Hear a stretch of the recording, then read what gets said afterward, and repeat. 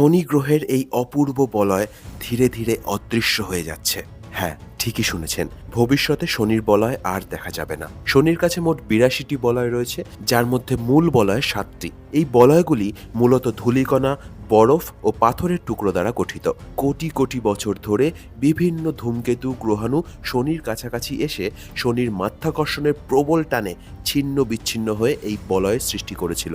কিন্তু এখন এই বলয় অত্যন্ত ধীর গতিতে অদৃশ্য হয়ে চলেছে।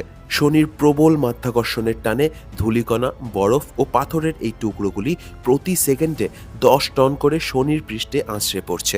এই ঘটনাকে বলা হয় রিং রেইন।